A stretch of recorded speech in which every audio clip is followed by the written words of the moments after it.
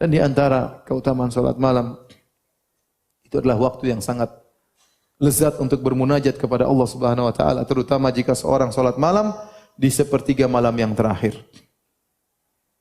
Kata Nabi sallallahu alaihi wasallam dalam hadis yang mutawatir, ya. Yanzilu Rabbuna tabaraka wa ta'ala hina yabqa thuluthul akhir minal lail. Di sepertiga malam yang terakhir, Rabb kita Allah Subhanahu wa taala turun ke langit dunia tatkala tinggal sepertiga malam yang terakhir. Fayaqul, kemudian Allah berkata, hal min da'in fa astajiba lahu. Apakah ada orang hambaku yang berdoa, aku akan mengabulkan doanya. Hal min mustaghfirin fa aghfiralah. Apakah ada hambaku yang minta ampun, aku akan mengampuninya.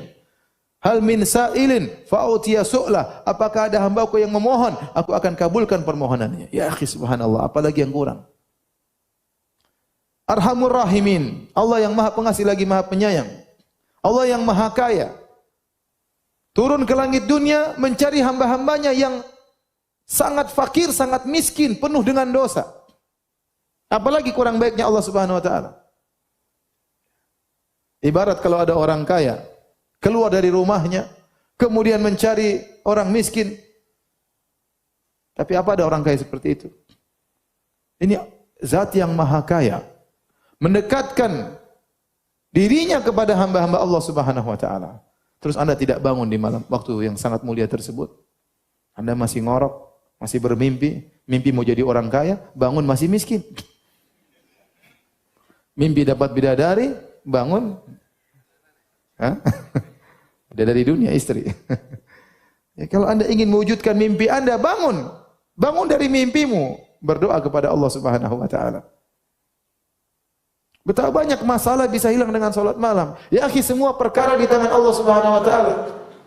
Allah tinggal idza arada syai'an an yaqul lahu kun fayakun. Jika Allah berkehendak, Allah hanya berkata kun fayakun, jadi maka jadilah. Tabarakalladzi biyadihil mulku. Maha suci Allah yang di tangannya seluruh kekayaan ini. Semuanya diatur oleh Allah Subhanahu wa taala. Yudabbirul amr, Allah mengatur segala urusan. Semuanya diatur oleh Allah. Kalau Allah ingin mengabulkan doamu, sangat mudah bagi Allah Subhanahu wa taala. Makanya Imam Syafi'i berkata, "Atahza bid-du'ai wa tasdarihi, wa ma tadri bima sana'ad du'a'u." Apakah kau meremehkan doa, kau mengejek doa, kau tidak tahu apa yang bisa dilakukan oleh doa.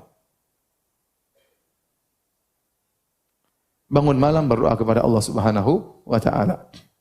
Karena ini kelezatan dirasakan oleh orang yang salat malam. Dia bermunajat kepada Allah. Dia yakin Allah Maha mendengar ucapannya. Dia Maha yakin Allah melihat apa yang sedang dia lakukan. Wa taqallubaka fis sajidin. Tatkala dia sedang sujud, Allah melihat. Kemudian dia berlezat-lezat minta kepada Allah Subhanahu wa taala.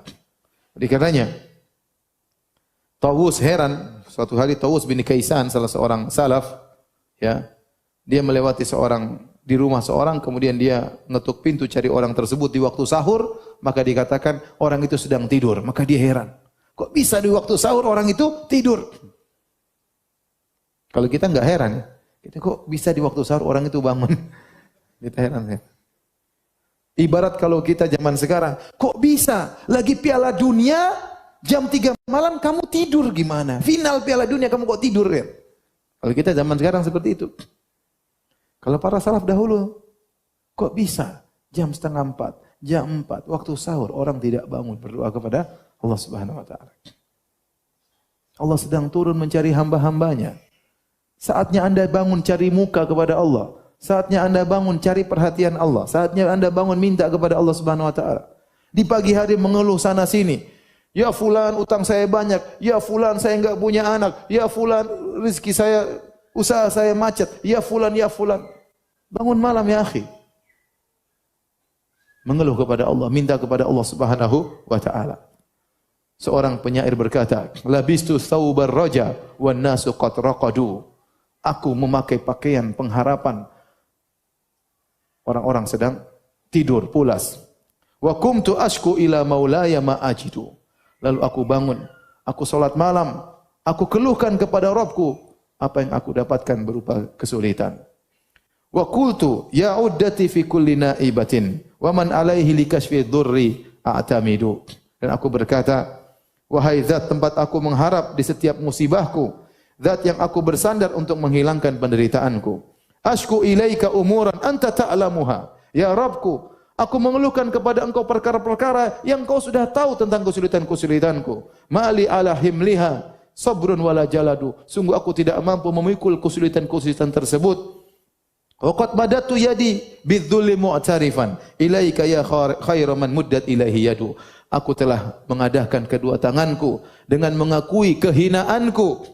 Wahai zat yang terbaik yang diarahkan kepadanya tangan-tangan. Oleh karenanya, jangan lupa tatkala malam hari bangun salat malam minta kepada Allah, terutama sepertiga malam yang terakhir. Keluhkan permasalahan kita. Apa perkataan Nabi Yakub alaihissalam?